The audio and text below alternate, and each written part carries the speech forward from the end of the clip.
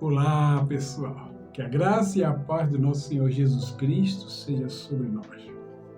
Eu sou Luiz Arligós, pastor, missionário e evangelista, e hoje eu queria tratar de um assunto que confunde muita gente na palavra de Deus, que é o coração do homem, que muitas das vezes a Bíblia fala sobre isso. Então eu quero hoje falar sobre um coração circuncidado. O que seria um coração circuncidado? O coração do homem é um lugar complexo e misterioso. Ele é a sede das emoções, dos pensamentos e da vontade de cada homem. É, em outras palavras, a personificação do nosso eu, da nossa alma, da personalidade humana.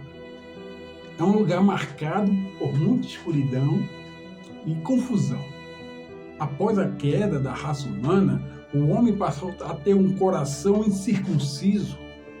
Incircunciso é um coração que retém impureza e passou a se apresentar cheio do pecado e de corrupção que essa natureza impura traria para o ser humano. Por isso, o ser humano não consegue entender o seu coração, sendo enganado por esse órgão que se encontra enfermo e totalmente debilitado. A palavra de Deus diz assim: quem pode entender o coração humano? Não há nada que engane tanto como ele. Está doente demais para ser curado. Jeremias, capítulo 17, versículo 9. O profeta Jeremias viveu num período conturbado da história de Israel, marcado por desobediência, idolatria e a iminente destruição de Jerusalém. Suas profecias, incluindo Jeremias 17:9, visavam alertar o povo sobre a gravidade do pecado e a necessidade de um arrependimento genuíno. O coração estava impuro, precisava se arrepender. O versículo nos revela a profunda depravação do coração humano. A palavra enganoso indica a tendência do nosso coração de nos iludir, de nos levar a acreditar em mentiras e a justificar nossos próprios pecados. A palavra perverso ressalta a inclinação do coração humano para o mal, a inclinação para o mal. A última parte do versículo expressa a impossibilidade humana de compreender completamente as profundezas da própria maldade. O coração é comparado a um abismo insondável, cujas motivações e intenções são frequentemente obscurecidas por aquilo que chamamos de pecado. Quando o nosso coração está cheio de pecado, o espírito é impedido de se manifestar. Somos incapazes de experimentar a presença de Deus em nossas vidas. É por isso que a Bíblia nos ensina a guardar o nosso coração. Precisamos remover o pecado e qualquer tipo de impureza do nosso coração para que o espírito possa assim se manifestar de forma plena. Remover todas as impurezas e pecados do nosso coração é o mesmo que estarmos circuncidando o nosso coração. E é a palavra de Deus que irá realizar essa circuncisão, removendo todo o pecado e toda a impureza do nosso coração, tornando-o puro. A Bíblia, no livro dos Salmos, nos diz: escondi a tua palavra no meu coração, para não pecar contra ti. Salmos 119, versículo 11. Neste versículo, o salmista está celebrando a lei de Deus, ele medita em seus mandamentos e expressa o desejo de viver de acordo com a vontade divina. O ato de esconder a palavra no coração significa muito mais do que simplesmente memorizar versículos. É um ato de internalizar, meditar e aplicar a palavra de Deus em todas as áreas da vida, ou seja, nos remete ali para Tiago, capítulo 1, que diz assim, ouvinte e praticante da palavra.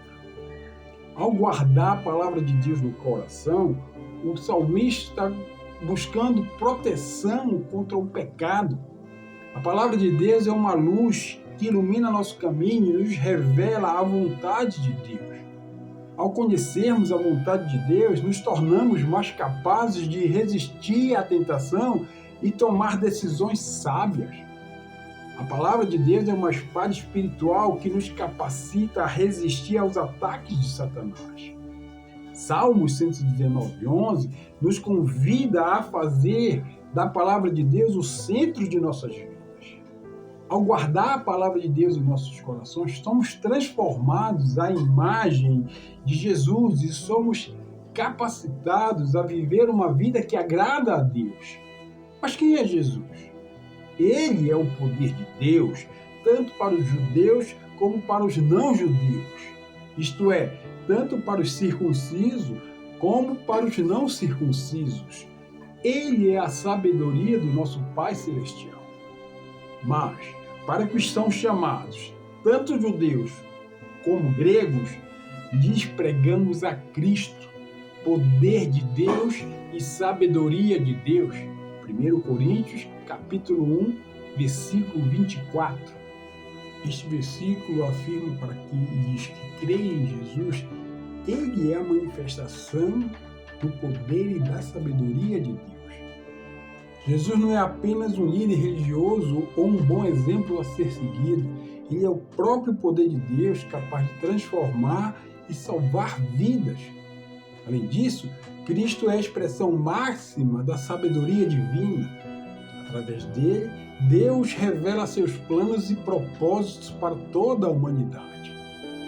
Ele é voz que já existia antes da criação do mundo, estava com Deus, era Deus. No princípio era o Verbo, e o Verbo estava com Deus, e o Verbo era Deus. Ele estava no princípio com Deus. Todas as coisas foram feitas por Ele, e sem Ele, nada do que foi feito se fez. Nele estava a vida, e a vida era a luz dos homens. E a luz resplandece nas trevas, e as trevas não a compreenderam. João, capítulo 1, versículos do 1 ao 5. A palavra verbo é a tradução da palavra grega logos, e é entendida como a razão divina, ou seja, a racionalidade de Deus. Este verbo, que já existia, se tornou um ser humano e habitou entre os homens cheio de amor e da verdade do Senhor Deus. O verbo se fez carne e habitou entre nós, e vimos a sua glória como a glória do unigênito do Pai, cheio de graça e de verdade. João, capítulo 1, versículo 14. A frase "e o Verbo se fez carne" significa que o divino, o Verbo, assumiu a natureza humana. Deus, na pessoa de Jesus Cristo, se tornou um de nós, habitando entre os homens. Este versículo afirma claramente a divindade de Jesus, mostrando que ele é Deus encarnado. A encarnação de Jesus é a base de nossa salvação. Através da sua vida, da sua morte, da sua ressurreição, é que somos conciliados com Deus. O propósito pelo qual a palavra, que já existia desde antes da criação do mundo, foi enviada era para nos curar de tudo o que nos enfermava e assim salvar-nos da destruição eterna, uma destruição sem a presença do Senhor Deus. Com a sua palavra ele os curou e os salvou da morte. Em outras versões diz, enviou a sua palavra e os curou, livrando-os da destruição. Salmos 107, versículo 20. O Salmo 107 é um hino de gratidão que celebra maravilhas de Deus em resgatar o seu povo de diversas situações de aflições. O salmista está nos convidando, como povo, a louvar ao Senhor por sua bondade e misericórdia eterna, relembrando momentos que foram libertos da escravidão, da fome, do deserto e da doença. O versículo 20 se insere nesse contexto geral de louvor e gratidão, destacando um aspecto específico da intervenção divina, a cura e a libertação por meio da palavra de Deus. O salmista afirma que a palavra de Deus possui poder curativo. Essa palavra pode se referir tanto à Bíblia como a uma profecia, um decreto ou uma promessa divina. Este é um versículo poderoso que está destacando esse poder curativo e libertador da palavra de Deus. Ele nos convida a confiar na palavra de Deus como fonte de vida e esperança e a buscar a cura e libertação que ela proporciona. É quando o cristão esconde essa palavra em seu coração que ele passa a viver uma vida de santidade. Viver uma vida santificada é viver com um coração puro. É justamente isso que Jesus roga ao Pai. Santifica-os pela tua verdade, a tua palavra é a verdade. João capítulo 17, versículo 17. A palavra santificar significa separar para um uso sagrado. Neste contexto, Jesus está pedindo ao Pai que os seus discípulos sejam separados do mundo e consagrados a Ele. A verdade a que Jesus se refere é a própria pessoa de Jesus, o Cristo, que é a encarnação da verdade. É também a verdade revelada nas Escrituras. A frase "a tua palavra é a verdade" enfatiza que a Bíblia é a fonte de toda a verdade e que, ao estudar e obedecer às Escrituras, os discípulos são santificados. Agora, o próprio Jesus revela a natureza da sua identidade ao dizer: disse-lhe Jesus, eu sou o caminho, a verdade e a vida. Ninguém vem ao Pai, senão por mim. João, capítulo 14, versículo 6. Este versículo, certamente um dos mais conhecidos e importantes do Evangelho de João, resume de forma concisa a identidade e a obra do nosso Senhor Jesus Cristo. Jesus se apresenta como o único caminho que nos leva ao Pai. Ele afirma que ninguém pode chegar ao Pai a não ser por meio dele. Jesus é a única ponte entre a humanidade e Deus. Não existe outra, é só Jesus, só Ele que leva ao Pai. Jesus se revela como a verdade absoluta. Ele é a revelação final de Deus e a única fonte de conhecimento verdadeiro sobre Deus e sobre a vida. Jesus é a fonte da vida eterna. A vida que Ele oferece não é apenas uma vida futura no céu, mas uma vida abundante e plena agora, aqui na terra. Uma das bem-aventuranças que eu mais gosto é aquela em que Cristo nos ensina que somente aqueles que têm um coração limpo é que verão a Deus. Esse versículo para mim é tremendo. Bem-aventurados os puros de coração, pois verão a Deus. Mateus capítulo 5, versículo 8. Este versículo nos convida a olharmos atentamente para o nosso coração.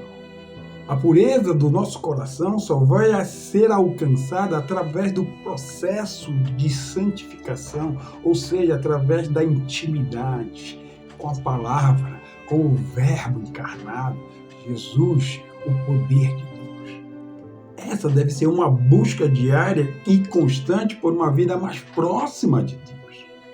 Aqueles que cultivam a pureza do coração terão a bênção de ver a Deus. É uma promessa. Essa é uma promessa que nos motiva e nos faz perseverar na fé. Lembre-se que somente temos acesso ao Pai através de um coração purificado pela palavra Jesus, que existia antes da criação do mundo.